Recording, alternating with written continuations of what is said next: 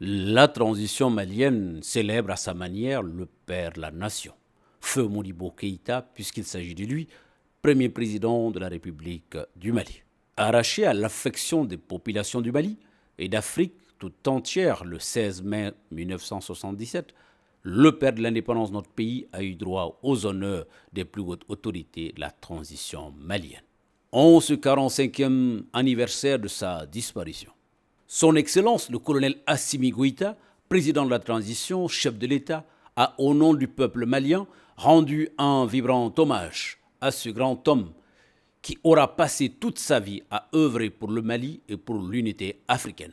À travers un dépôt de gerbes sur sa tombe au cimetière d'Amdalaï, devant les parents, de nombreux amis et le collectif de soutien au président Modibo Keïta.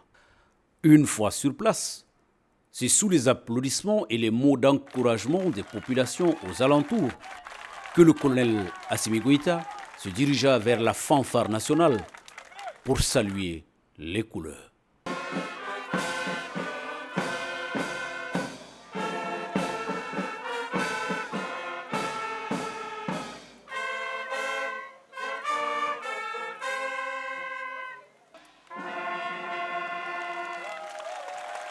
Les honneurs faits au drapeau, le chef de l'État, accompagné de ses plus proches collaborateurs, a fait son entrée dans le cimetière pour le dépôt de gerbes, suivi de la sonnerie aux morts.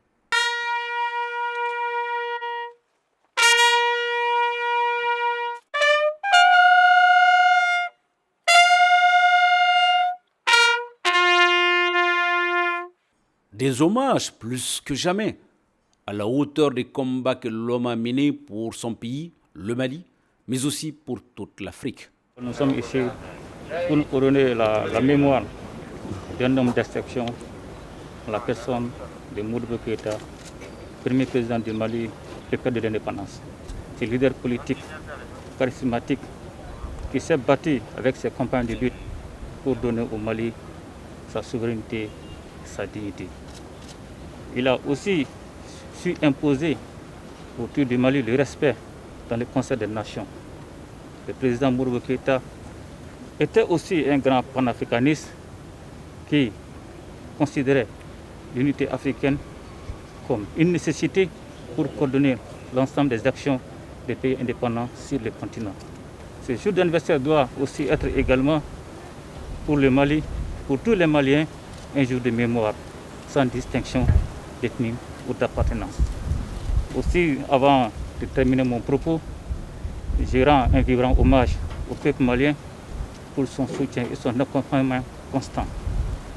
Aussi, rassurer le peuple malien que les autorités de la transition mettront tout en œuvre pour la sauvegarde et la défense de la souveraineté, la dignité et l'honneur de la patrie dans le strict respect de ses intérêts.